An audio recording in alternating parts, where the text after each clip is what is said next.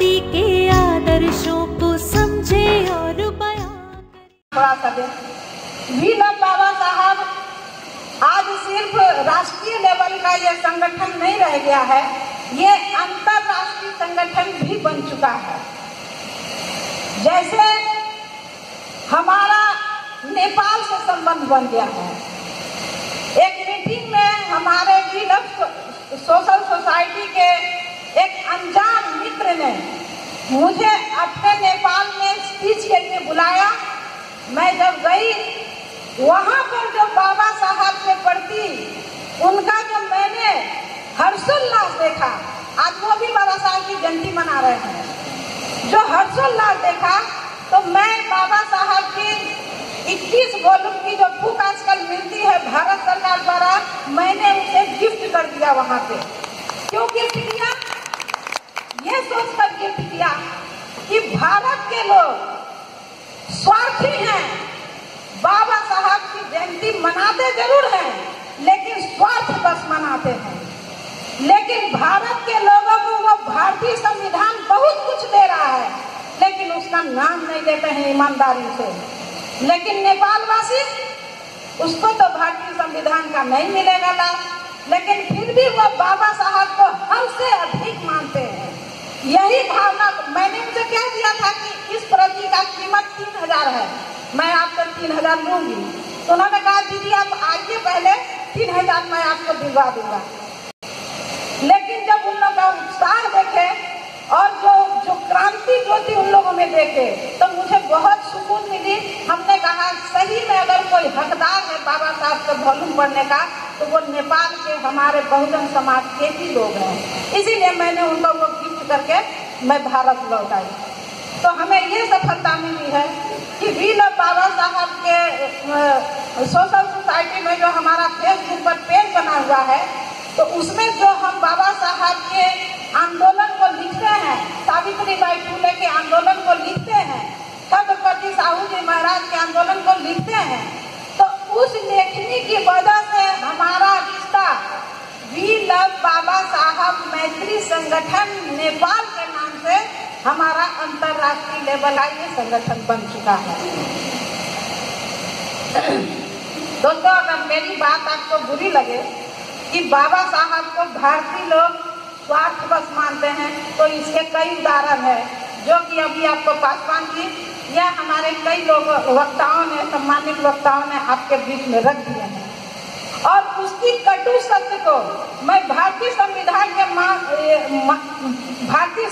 के तहत आपके बीच रखूंगी। जैसे कल्याण पदाधिकारी, इनका क्या काम होता है? जो इनके पास डेवलपमेंट के काम आते हैं वो समाज में वितरण करना ये इनका काम है, या चिन्हित करना ये इनका काम है।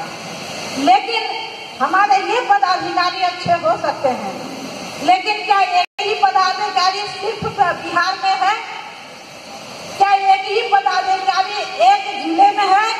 नहीं, हजारों पदाधिकारी, लाखों पदाधिकारी पूरे भारतवर्ष में है। क्या वो संविधान को फॉलो कर रहा है?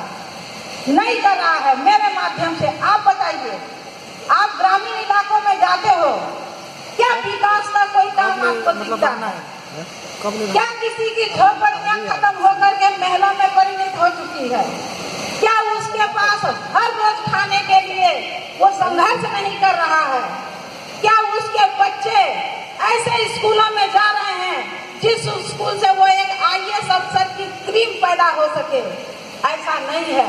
इसीलिए हमको लगता है कि जो जिम्मेदारी भारतीय संविधान में पदाधिकारियों को दी गई है वो जिम्मेदारी करने में नाकाम हुए हैं। और जो हमारे साथ पदाधिकारी हैं उनको मैं सच बात जयभीम करती हूँ कि आप लोगों की वजह से ये कारवां थोड़े थोड़े आगे बढ़ के अभी 60 साल तय कर चुकी है। नहीं तो ये खत्म हो गया रहता।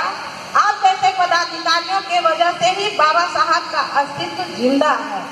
नहीं तो हम कैसे जानते हमारे समाज को हम बताने के लायक कैसे बनते। दोस्तों बाबा साहब ने जो काम किया उसको विश्व नमन करता है, लेकिन हम नहीं करते हैं। मैं बताती हूँ बाबा साहब ने क्या काम किया। अभी एक वक्ता ने कहे दलितों के मसीहा, मैं खंडन करती हूँ इस बात का। बहुत प्रबुद्ध होंगे, लेकिन अगर कोई बाबा साहब को दलितों का मसीहा कहते हैं तो मैं कहती हूँ ऐसे समझदार शिक्षक के लिए मैं शर्मनाक शब्द का इस्तेमाल करती हूँ, क्योंकि बाबा साहब एक ऐसे विद्वान थे जिन्होंने न किसी जाति को देखा न किसी धर्म को देखा। बाबा साहब ने सभी वर्गों के लिए काम किया, जैसे फंडामेंटल राइट, मौलिक अधिकार ये रास्ता सार्वजनिक स्थल है। इसमें अगर एक ही वर्ग के लोग रहते हैं, मान लीजिए यादव वर्ग के लोग रहते हैं, लेकिन इसमें ब्राह्मण से लेकर के चमार को चलने का अधिकार बाबा साहब ने दिया है। ये बात कोई नहीं जानता, इसी बात को जानना जरूरी है। दलितों का मसीहा आप किस लिए पर कहते हैं उन्हें? क्या इस सार्वजनिक रोड पर सिर्फ दलित चलता है? वैसे भी दलित शब्द असंवैधानिक शब्द है। इस शब्द को आपका अनुसूचित आयोग नकार चुका है, अनुसूचित आयोग ने कह दिया है ये सब असंवैधानिक शब्द है। इस शब्द को आपके सुप्रीम कोर्ट ने असंवैधानिक करार दिया है, लेकिन फिर भी लोग दलित का नाम पर ताल बजाते हैं। ये वोट बैंक की पॉलिसी नहीं चलने देंगे। हम सोशल मीडिया के माध्यम से सारे लोगों को नंगा करेंगे कि ये दलित शब्द असंवैधानिक है। अगर इतना ही अच्छा शब्द था तो इस शब्द को बाबा साहब ने क्यों नहीं इस्तेमाल किया? बाबा साहब के समय से पहले ही, राउंड टेबल कॉन्फ्रेंस के पहले ही इस शब्द का इस्तेमाल किया जा रहा था।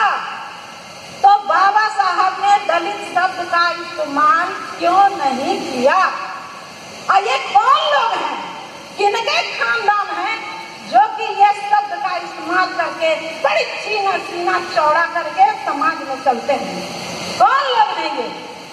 जब सरकार यहाँ पदाधिकारी बैठे हैं, जब ये जाएंगे और इनके पास कोई आवेदन लेकर के जाएंगे तो किस चीज का आवेदन देंगे?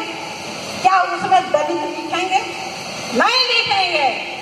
बाबा साहब ने जो आपको दिया आर्टिकल 341 शेड्यूल कास्ट के लिए, वो लिखेंगे आर्टिकल 341 के तहत हम शेड्यूल कास्ट हैं, अनुसूचित जाति हैं। क्यों नहीं दलित लिखते हैं ये लोग? जवाब दे। और मंच पर आकर के एक जाति विशेष का बात करके दलित शब्द बोल के हमें अपमानित करते हो। शर्म करो। हमें अपना नाम पसंद है, संवैधानिक नाम। हमें माँ बाप ने जो नाम दिया है वो हमें नाम पसंद है, और हमें संविधान बाबा साहब ने जो हमें नाम दिया है वो नाम हमें पसंद है। आज से आप संकल्प लो, आप भी लोग बाबा साहब के बैनर पर आए हो। ये इंटेलेक्चुअल का बैनर है, किसी ऐरू गैरू का बैनर नहीं है। यहाँ पर आप लोग अगर सोशल मीडिया में हो तो इसका पेज खोल करके पढ़ो, आपको पता चलेगा कि किन किन लोगों ने आपको बरगलाया है, किन किन शब्दों से आपको प्रताड़ित होना पड़ रहा है वर्षों से। इसको बंद करिए, वरना बाबा साहब के संविधान का नाम तक आपके लिए नहीं रहेगा, उचित नहीं रहेगा। जो बाबा साहब ने आपको नाम दिया, उसी नाम के तहत आप गौरवान्वित महसूस करने की कोशिश शुरू करो और इस पेज के माध्यम से जानकारी लीजिए कि हम बोलना क्या चाहते हैं आपके बीच में। और हम चाहते हैं कि बाबा साहब के दिए गए कारनामे बताती हूँ मैं आपको।